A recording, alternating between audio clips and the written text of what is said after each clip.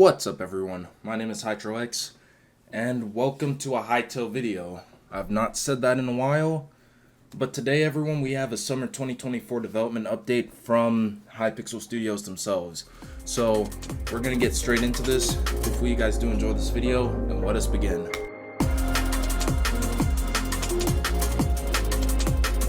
So starting off, the blog post says, hello. In today's development update, we'll be sharing perspectives from the team on the progress that we've made in the first half of 2024. These include a first glimpse of our in-development new engine and an overview of the way we're structuring the development of the game from 2025 onwards. We'll also provide more details of our plans for creator outreach and, of course, show off another reimagined Orbis faction. To kick us off, here's Hytale executive producer John Hendricks. I am happy to report that the team has been on track since our winter 2023 development update. It's been a year since we brought our shiny new engine in-house and started the process of integrating the bespoke systems and workflows we need to build Hytale. As we mentioned in our winter update, the first half of 2024 has been focused on finishing that process and transitioning our creative teams into the new engine. The rest of the year continues that mission, accumulating an internal milestone that we're referring to as filling in the blanks. The goal of this milestone is to verify that our engine, tools, and processes are capable of supporting our gameplay and creative goals. The name comes from the simple version of PvP that we'll be implementing first, a knockback-based game mode featuring weapons the team have been referring to as bonk sticks. Bonks will put us in a position to get back to fast iteration on our core gameplay, building off our successful combat playtest and minigame prototypes, and beginning the process of porting our creative play features over from our old engine. Porting isn't a term that we've used to describe our development before. In video game development, porting typically refers to transitioning gameplay from one platform to another. In our case, we're in a hybrid stage. In some cases, we've transitioned the active development of features from the legacy engine to the new one, and in other cases, we are porting near complete experiences or content to the new engine. It means we have the potential to move fast, but our velocity is also less predictable. From now on, we expect gameplay development to follow the predictable pattern with 4 stages. These are first playable, first testable, alphas, betas. With that in mind, think of filling in the blanks as our first testable milestone for the new engine. This end of year milestone will represent the most functionally complete version of Hytale to date. Moving on to engine progress everyone, they say, we're excited to share our first images from the new Hytale engine.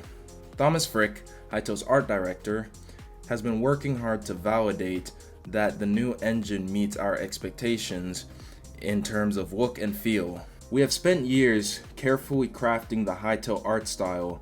We have poured our passion and love for the genre into it, and we are grateful it was embraced by so many within the community, including artists and creators. It's been my mission to make sure we carry it across while changing engines, assuring that the visual identity that made millions of people buzz with excitement stays intact. So right here everyone, we have, I think this is the first picture of the new engine, and I mean, yeah, there's nothing much here. And what I mean by that is visually, well, in terms of like the Hytale textures and stuff on screen, I'm not seeing much of like a visual difference. Maybe there's like some like shadow and lighting difference that I'm seeing, but that's it. Just a little bit, just barely. But it almost basically looks the same or very identical to the older engine. And down here we actually have a video. So I'm gonna rewind this and we're gonna full screen this. So here's the legacy engine. And here's the new engine that they're talking about. So we're gonna exit out of that, and Thomas has some more things to say. So here we go. We never aimed to be pixel perfect when comparing the legacy engine to the new one. What we're trying to capture is the feel, the colors, and the vibe of places.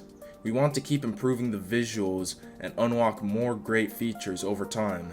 We are at a stage where a screenshot of the differences between the two engines are less evident to the untrained eye. We have progressed a lot on replicating the texture, colorimetry, ambient occlusion, and shadows for different types of models, blocks, chests, flowers, leaves, etc. We've made a lot of progress on how sunlight travels and is occluded by terrain, and we're ready to start working on the next big things, improving shadows and lights, polishing long distance features, improving our visual effects systems for particles, working on fog, skybox, weather, trees, and foliage shading. What this means for the team is that artists can effectively work in our new environment. This will exponentially ramp up our ability to build assets that go directly into the game. It has a big motivational impact on the entire team. Seeing clear signs of progress like this has a positive snowball effect. So right here we actually have a video. Let's check this out.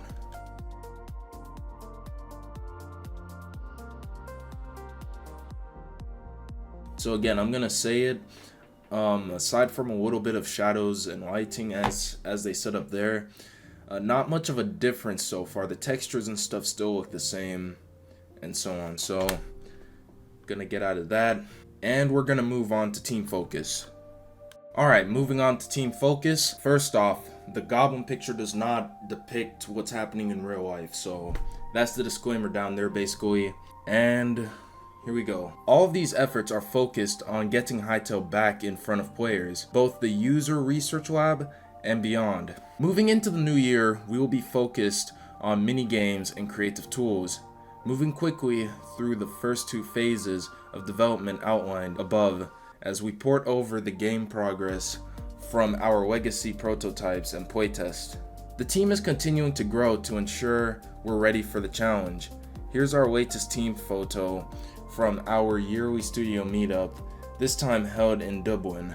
We are currently looking to fill a wide variety of roles, from UX design to studio operations, production, QA, and engineering. As we build our team, tech and tools, our design and creative vision for Hytale continues to mature. Our adventure, social, and personal features are coming online, informed by research and data from our insights team. At its core, Hytale is about empowering creators. While we have always drawn inspiration from our history in the modding community, it's vital that we bring in fresh perspectives to ensure that our approach meets the needs of today's creators. To achieve this, we've brought a select group of creators into the fold to provide their input on our plans for Hytale's tools and creator ecosystem.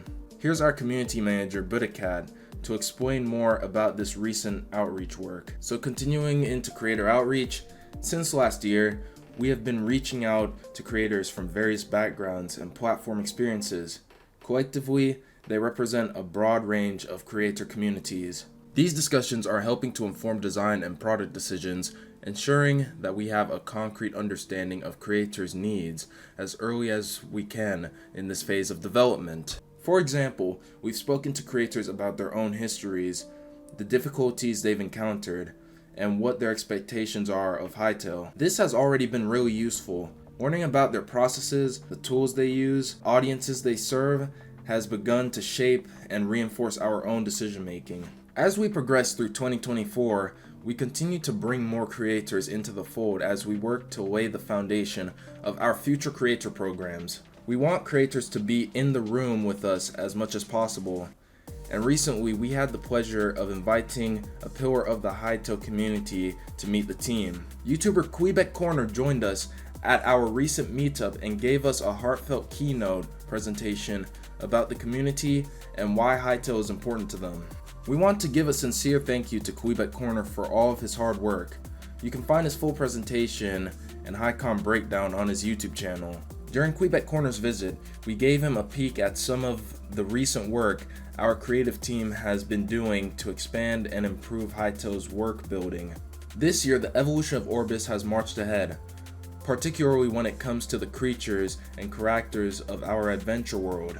As we said in our last dev update, We revisited every faction to make sure that they have a clear purpose, deep connections to their world, and offer engaging gameplay to their players. Here's former community artist turned invaluable team member Pebble and our narrative lead Chris to talk about the evolution of Scaraks. Alright, so this first note comes from Chris, and it says, Scaraks have been present in one form or another in every instance of Orbis world building, and made an appearance in Hytale's launch trailer, as well as some subsequent screenshots and legacy concept art. We began the process of their redesign with a few goals in mind. First and foremost, we wanted to ensure that their visuals reflected their history and relationship with the world of Orbis. We also wanted to make sure that they presented interesting gameplay opportunities to players with a variety of contexts. These two goals have been front of mind for every faction we've taken back to the drawing board, and at this point, that's all of them. Scaraks presented some unique challenges and opportunities too. We wanted to ensure that Scarak encounters feel different from the encounters with other kinds of giant bugs. We also wanted to put our own spin on the notion of an insect faction, playing into the tropes in some ways, but subverting them in others. So it says down here Scarak environments, and it says sketches alpha. So it looks like these are those nests that we would have seen in the original Hytale trailer that they said they revisited. There's another one down here too, showing more Scarak redesigns. And actually, you know what I didn't realize? These are actually names. So there's Alpha, Bravo, Charlie. What does this all stand for? Delta, Echo, Foxtrot. I wonder if these are like just placeholder names for like the different type of Scarak nest that you can encounter in Zone 2. Moving on, everyone, this is what Pebble has to say. I knew when the task came up that preserving the successful elements of the legacy Scaraks was vital. We've had an amazing opportunity to reimagine and update our content with the production of our new engine. But Scaraks have their fans just as other factions do, and we'd be doing a disservice stripping all that away. Things like the insectoid, non-humanoid silhouettes, the glowing blue bits, the antenna, and the mandibles. You still see these elements coming through. We pulled the glowing blue from the egg sacs and eyes and made it a key feature of the faction, from their bodies to their hives, even as their source of nourishment. The otherwise grounded earth tones of their carapaces are offset by an ethrocyan, glowing with an eerie energy. So right here we have another concept art, which seems to be what Pebble just described up there. And then we have this new concept art of all the Scarak redesigns. I'm not gonna lie, these are pretty cool. I like them and stuff. At least this concept art right here, I like what I'm seeing. Alright, this next note comes from Chris, and he says, it was incredibly exciting to arrive at this new vision for Scaraks. In particular, the new focus on bioluminescence helped hammer home something that we've been developing on a narrative and design perspective. Scaraks are not psychic, and they do not have a hive mind in the sense you might expect. Instead, they communicate effectively using light and gestures, just like some real insects do. They also have a highly ordered hierarchical society, forming a chain of command that allows for swift, sometimes uncanny feats of coordination. This can make them look psychic, but really what you are seeing is a sophisticated system at work. This is very compelling from a design perspective because it suggests lots of gameplay opportunities to explore, and crucially, it makes Scaraks feel really different from other forms of bug monster. They're intelligent, organized, noisy, and they glow in the dark. So right here, everyone, we have a video of one of the new Scaraks, so check this out. And okay, he's not animated or anything, it's just a spin around. Alright, so there's more from Chris here, and he says, the Scarak warrior above represents the accumulation of a ton of work bringing together multiple disciplines to establish our quality bar and design language for this faction. It is not necessarily the model you'll see in-game, but it's the hero asset we'll be using to guide the development of all the different Scarak forms you can see in the concept above, and any others we may want to build in the future. So Pebble says, working closely with our art director, Thomas, ensured I didn't go too far off track from the Hytale vibe when concepting the new designs. Constant collaboration with team members, whether it was other artists, the narrative team, or a certain bug-loving goblin in game design, kept me from wasting away a personal bubble or letting my own biases pull the faction in a particular direction. Making sure Scaraks didn't just feel bug-like, but alien adjacent was the clear goal from the beginning.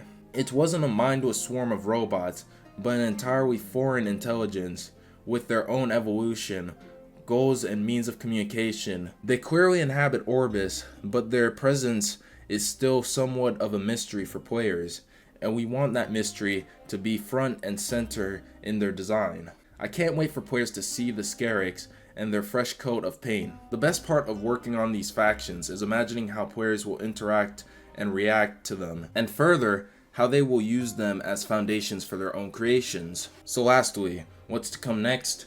We'll continue to share updates as we move through future milestones, from blog posts like this one and our series of technical explainers to less formal communications like #AskHytale. You can expect us to share our progress when it comes to all of the different bits and pieces that those goblins are so eagerly cobbling together. After a long period of refactoring, the wheels are starting to turn in earnest and Hytale's beginning to come to life around us once again. We'll be back with more to share at the end of the year. In the meantime, we've still got blocks to fill. Alright everyone, so that's it for this blog post cover. So hopefully you guys found this informative. Please feel free to like and subscribe. And if you want to see more from me, I am currently active on my other channel, Hytro the One. We're on the road to 100 over there, and I do live streams over there as well as other videos and stuff on like different types of games and so on. So yeah, hopefully you guys did enjoy this video, and they said we'll be back to share more at the end of the year, so that means that there is an end of the year blog post confirmed. So until then, I'll see you guys in the next one.